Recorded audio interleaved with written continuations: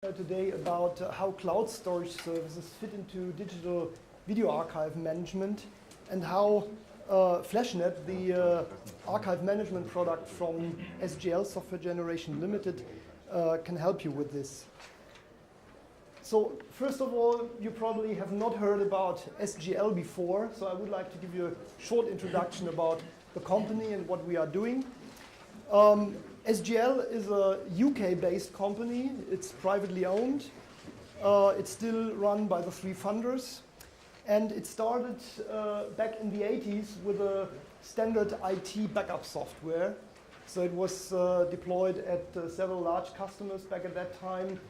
For example, the Boeing Corporation used it as the backup product for the production of the, or the development of the Boeing 777. That was the first airplane where Boeing claimed it was completely designed in a digital mock-up, so no physical model plane was built.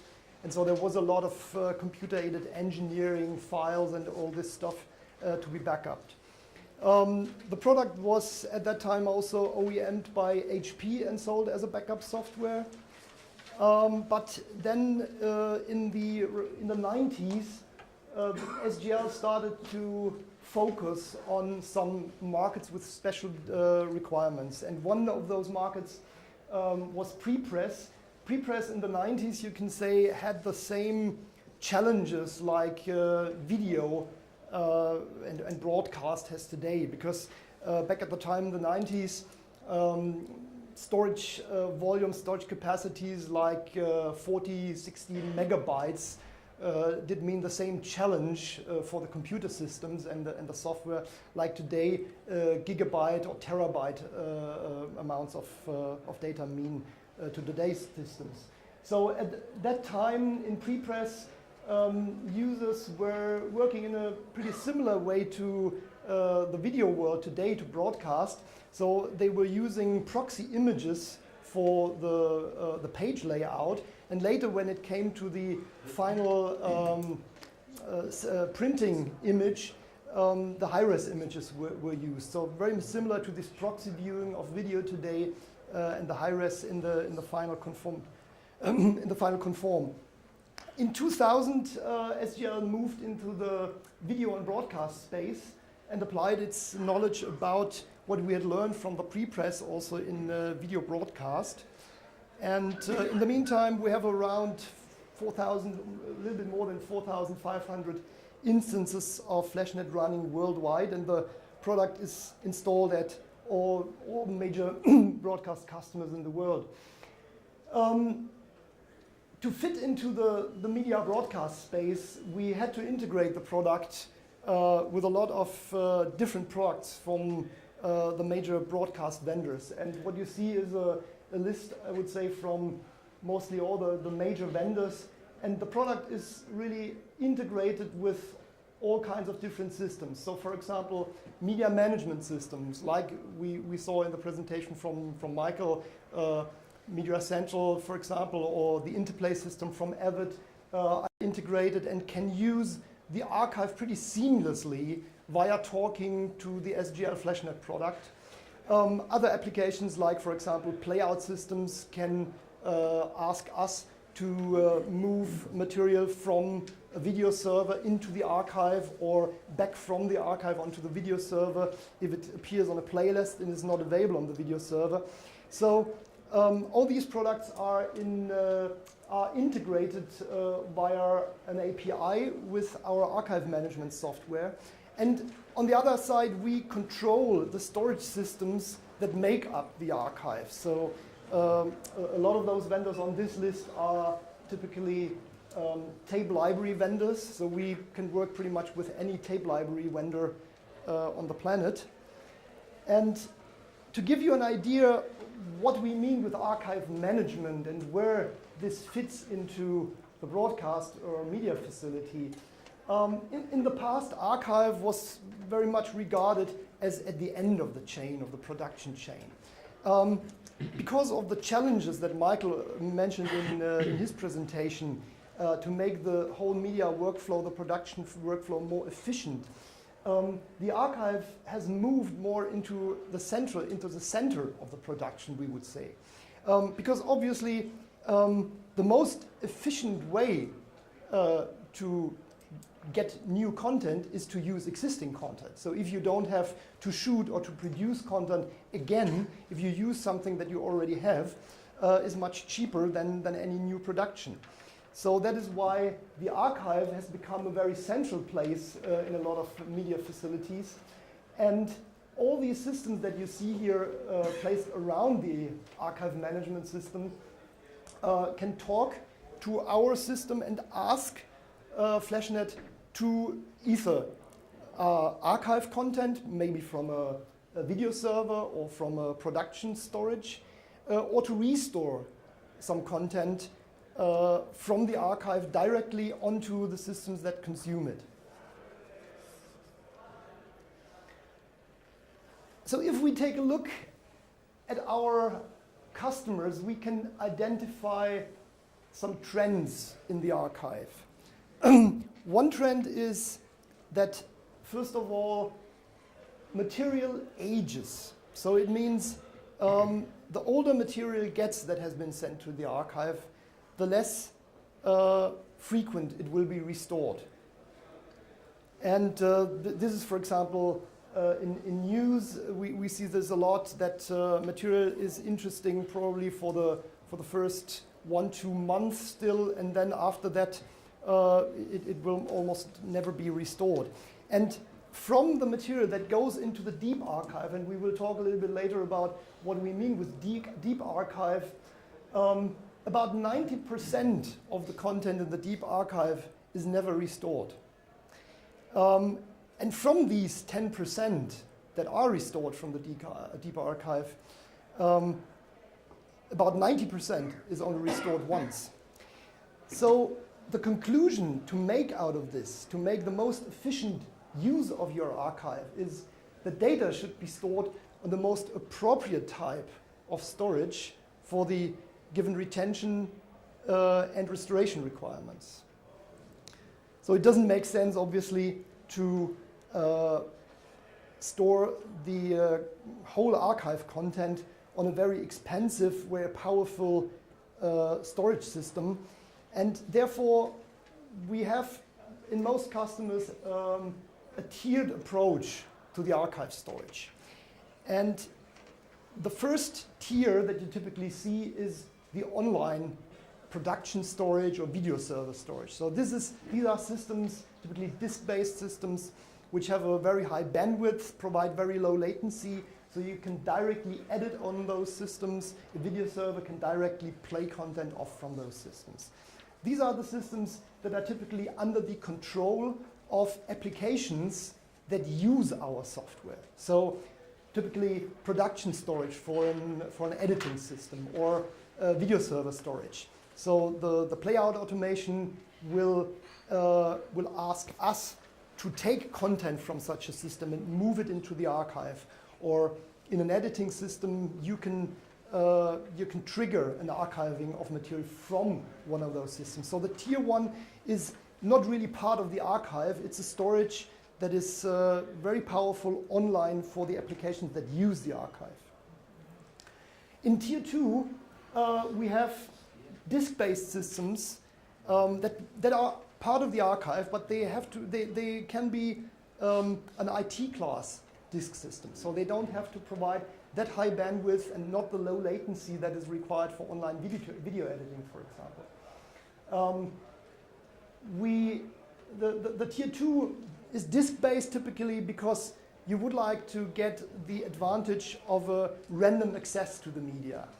Because what you see in tier 3 typically, so tape or optical, most of the tier 3 systems are tape-based, and say the disadvantage of tape is obviously it's a sequential media. So before you can get access to a clip, to material on a tape, you have to position, you have first to load the tape, and then you have to position the tape. This is a little different with optical discs. They are random access media. The, say, disadvantage of the optical disc at the moment is that, say, compared to the state-of-the-art tape-based systems. They are much lower in capacity, and they are even lower in streaming bandwidth. And this is another point about, say, tape. A lot of people think tape is slow, but tape is only slow as long as you have to position to the point where you have your content on the tape. If you have if you have positioned the tape, tape is pretty fast. So to give you an example, LTO7 today has a streaming bandwidth of 300 megabytes per second. So if you have several LTO7 tape drives in a tape library system, you need a substantial disk system, for example, to feed those tape drives or to consume the material that comes from those tape drives. Of course, this only is true as long as the tape drive can stream. So for, say, large content, large material, long clips, tape is pretty efficient. The smaller the clips get, the less efficient tape is. But we have features in the product, we can talk about this a little bit later, that also alleviate this a little bit. And, well, now there is in the tier 3 also the cloud storage. And if you look at the numbers today, the speed that you can get, the transfer speed that you can get from a typical cloud storage service are still lower than you can get from tape drives, for example. Also, say the cost is higher than a tape-based system, but it's getting cheaper. And what we also see is there are offerings like, for example, the Amazon Glacier.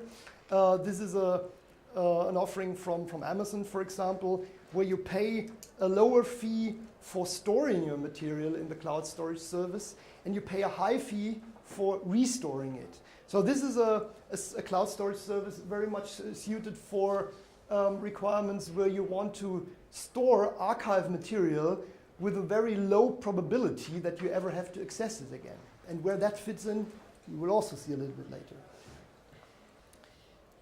And finally, say tier 4 is then where you have to take some manual interaction. And that's, for example, one thing that is done with tape very often. You just remove the tapes from the library and put them on a shelf.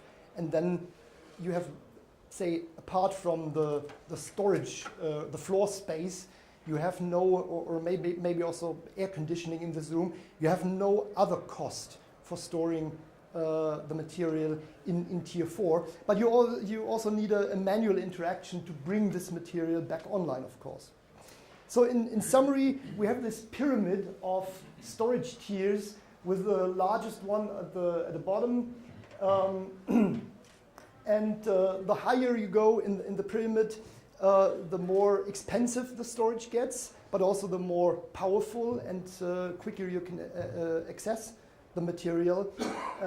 And on the other hand, say the width of the pyramid shows that the majority of the material would sit in the basement, so means in a tier 3 storage tier.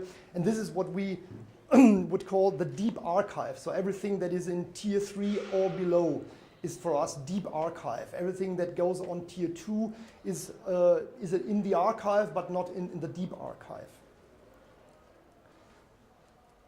So how can Flashnet help you, say, to adopt to this tiered approach of archiving? One component of Flashnet, apart from the data mover functionality, is Storage Manager. And Storage Manager is a full HSM, so means hierarchical storage management solution from SGL.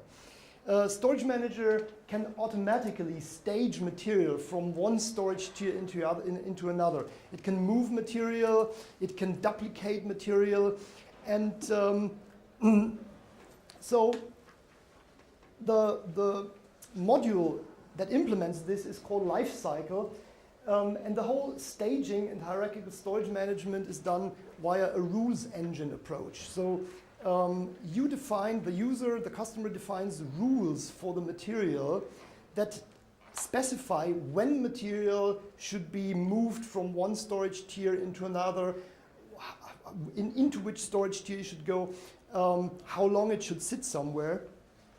And this can assure you that your material is always stored in the most efficient location. To give you an example, on the right side here we see an application that could be a media management system or a playout system with some online storage here. And the application sends an archive request to Flashnet, which will then take the material from the video server storage or the production storage, so this is a tier 1 storage, and move it into the archive onto, say, a tier 2 disk system, which is here called the primary disk storage. So now, first of all, you can have rules in Storage Manager that say, for example, for every new material that goes into a group here on this tier 2 storage, immediately start to make a backup copy of this material onto another system so that you have the material duplicated in the archive, and even if your first disk system would blow up, you would still have the copy in the archive. So that is one rule for duplication. Another rule could say if material, so here you can define multiple rules for one and the same storage group. Another rule could say if material has not been restored from this disk, this tier 2 storage system, for 15 days, for longer than 15 days, for 15 days, then move it into the deep archive. So if now somebody would request, so let's say the material was archived on the 1st of August and somebody restores it on the 5th, on the 9th, on the 15th, it would still come from the disk storage.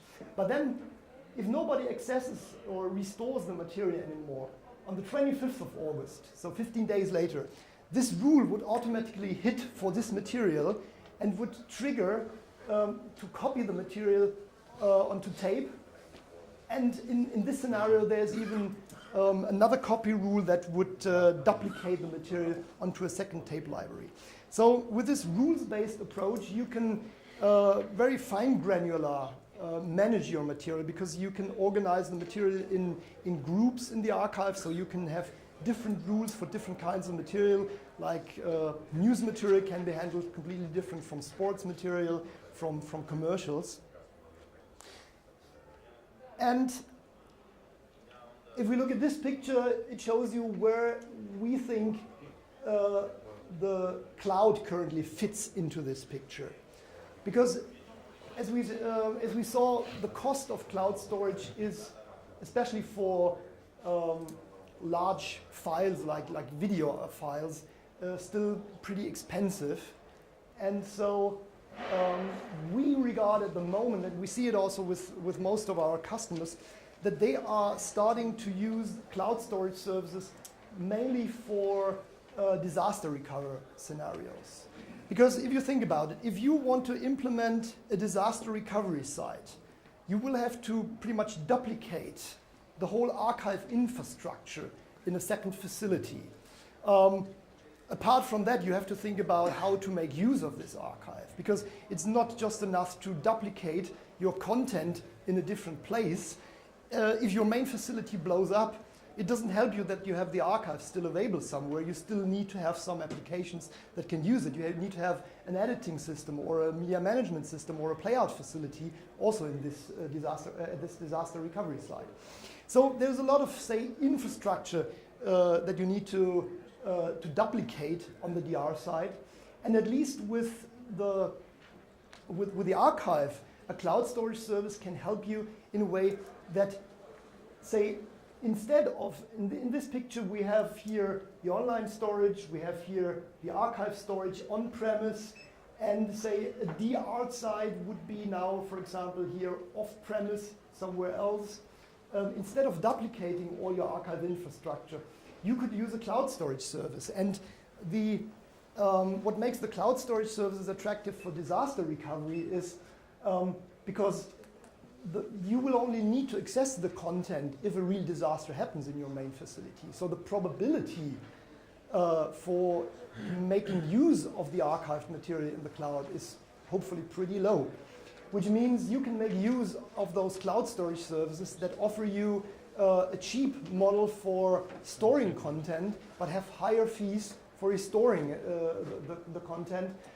Because normally in a disaster recovery scenario, you would hope that you will never have to restore from the cloud storage service. Of course, the cloud storage service can also be used for some kind of collaboration, and it is possible to stage material into the cloud and use it from another system that also connects to a cloud in a remote place. So content sharing and collaboration is possible. There are products like Sony CI, which we have integrated. And the way we integrate the cloud storage is very simple by making it just another storage tier of Storage Manager. So it fits very well into this HSM concept. You can simply define rules when you want something to be sent to the cloud storage. And the integration does make the cloud storage look the same like a disk archive system or a tape library.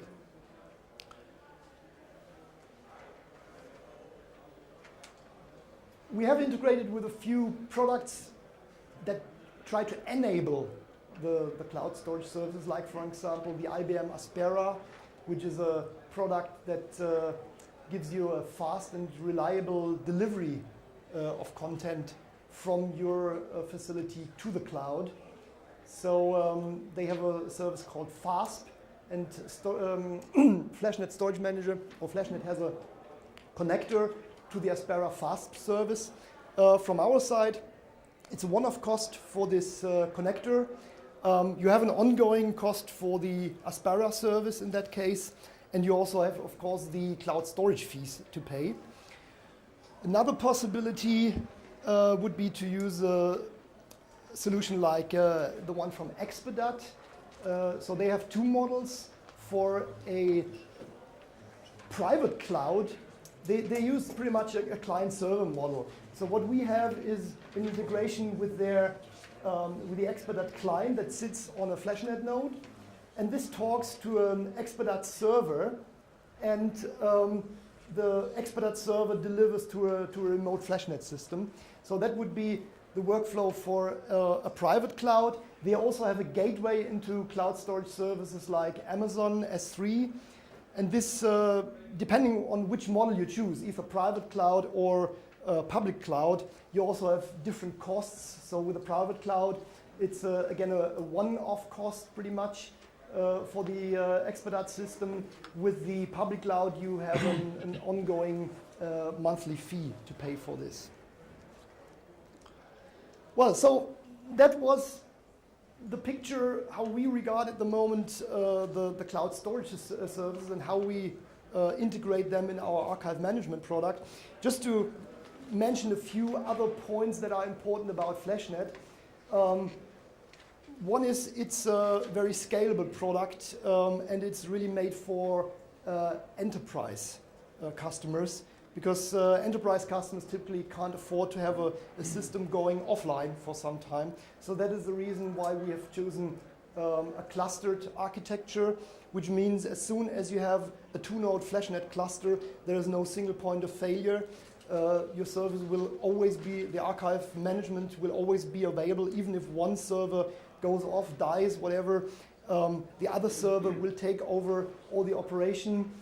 And so this is really a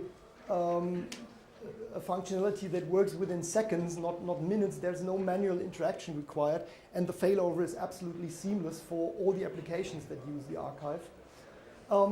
The clustered architecture, on the other hand, gives us the possibility to scale the system very well. So we can scale the system from a single node, which in that case obviously doesn't give you any redundancy, so for failover. So the minimum you need for the failover will be a two-node cluster. But we can scale the system really from a just single node system up to a multi-node cluster. I mean, our largest customers operate something like 24 Flashnet nodes. And the more Flashnet nodes you add, the more bandwidth you will get. Because we mentioned the number, 300 megabytes per second for an LTO7 drive. We can currently drive about 4 LTO7 drives on full speed with an HP DL380 G9 server. So that means you have to bring 1.2 gigabytes per second into the system and also pump them out of the system. So it has to come from some disk storage, some online disk storage, and it has to go on those 4 tape drives. And with one node, FlashNet node, we can operate 4 LTO7 drives on full speed currently. If you need more bandwidth, you just add another FlashNet node, and it will be taken into the operation automatically. You don't even need to bring the system down for this. It will just be taken automatically into the service when the node will be configured. And so you can very seamlessly increase the bandwidth for of your system.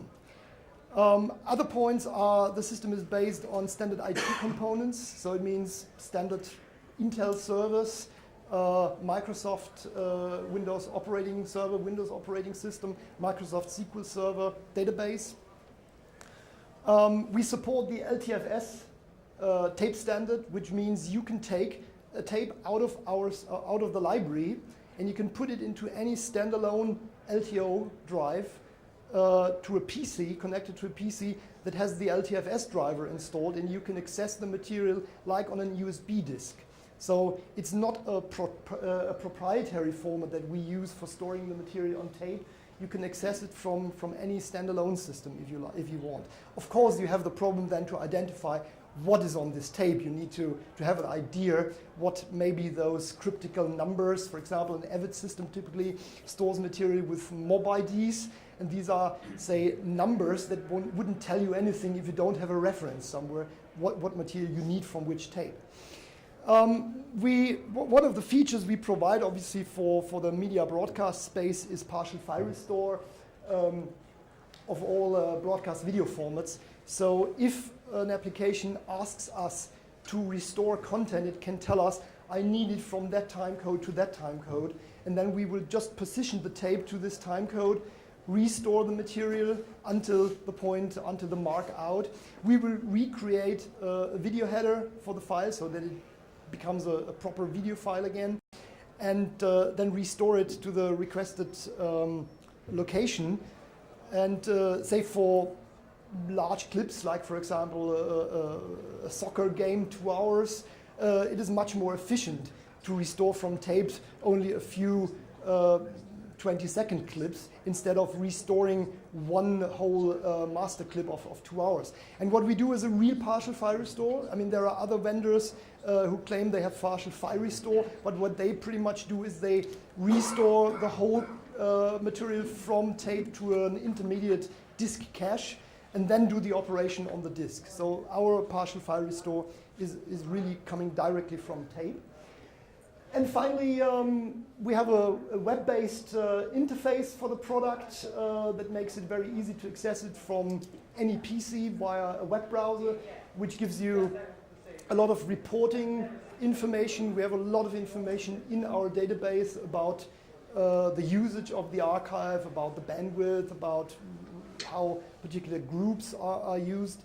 And there is even a kind of a mini content management system that comes with the product, which is used by some customers for particular workflows where they archive material via a watch folder, for example. So this is some folder in the network that we monitor, and everything goes into this. We send automatically to the archive, and you can use this front end also to restore material from the archive. And that's about it. I don't know, have we time left for 1-2 questions, or yes, if there are some? If not, it's up to the next one. I have one question for you.